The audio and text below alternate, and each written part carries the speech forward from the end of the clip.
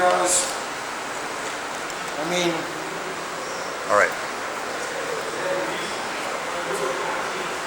SETI, NASA, all these nice people, extremely nice people, are they considering or not to be part of a gigantic intergalactic cover-up?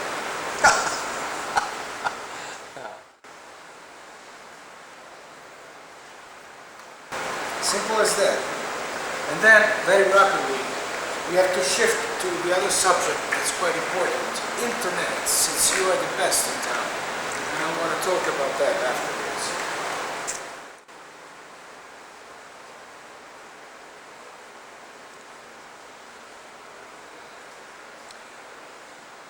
If NASA and the SETI scientists and the astronomers finding planets around other stars stick to the language that they are speaking very loudly now, they are creating a bedrock of assumptions in the public that will lead directly to the possibility that we can and perhaps are being visited from elsewhere. This means that the premises they are not putting out: A, we live in a populated universe; B, there may be life as close as Mars, either now or in the past; C, we are learning, we are identifying planets around other stars nearby, and we expect to identify many, many more of these; D, we are listening for signals from people that we think are out there.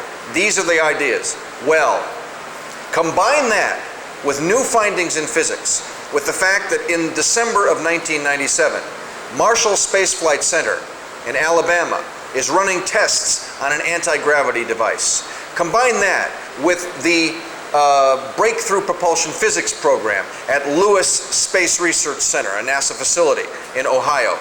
That program, which is looking specifically at the practical means of acquiring faster than light space propulsion. These are the kinds of things that our scientists now believe are possible or already true. Add all that together, and what it says to me is there is no longer a single scientifically credible argument against the proposition that other intelligent civilizations a little bit more advanced than ourselves could be out there and could get here. We intend to do precisely that. People living today may live to see it happen, may even go. We may see our own human-built, faster-than-light propulsion within the next 100 years. We may see it sooner than that. We will certainly see manned exploration of several planets, of moons, of asteroids. We will see the beginning of the commercial development of our own solar system.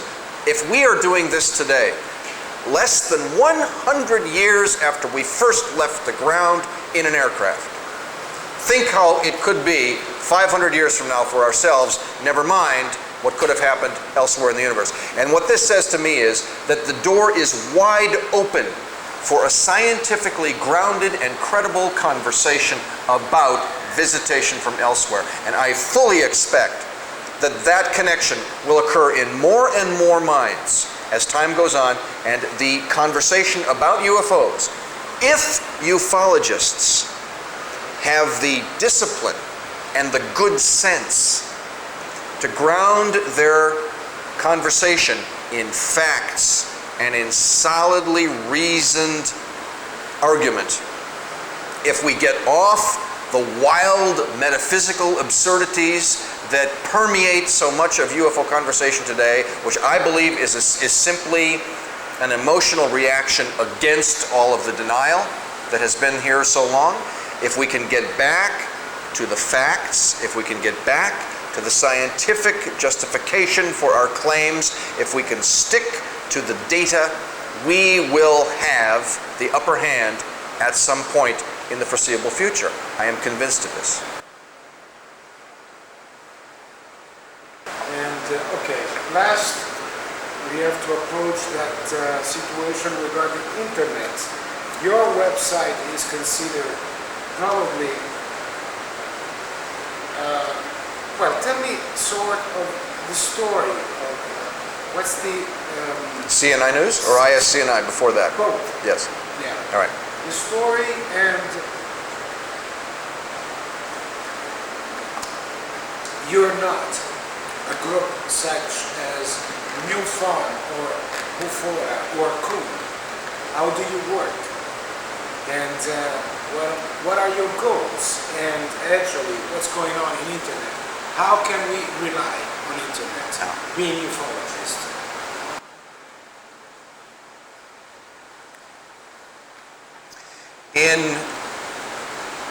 In the late part of 1993, I was approached by two people who attended a lecture that I gave in California. These people told me that my work would be greatly enhanced if I went on the internet. I had never considered doing that before. But these people coaxed me into getting online, learning about email and all that. By the end of 1994, those same people and myself and several others got together and created what we called at the time an online institute.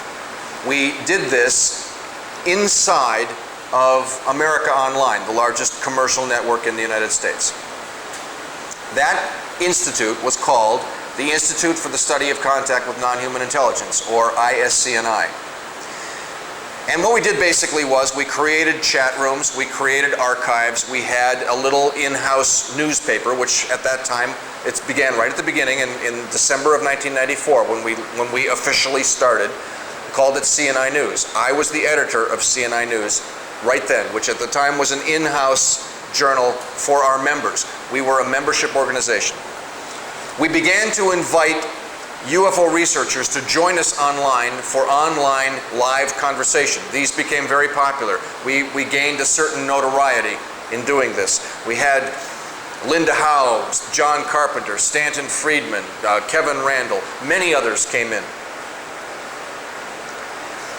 ISCNI, after about 2 years, became financially impossible to continue. It was very expensive for us to do it. We were unable to generate funds to keep it going. But what I learned in the meantime was that the World Wide Web had a lot greater promise for what I wanted to do, which basically, as it turns out, was news. The thing about ISCNI I liked best was the news. So I took CNI News, which was started as this little weekly communication to our members, and turned it into an online newspaper or journal, which became very popular. We created a website, which is well known to many people, www.cninews.com.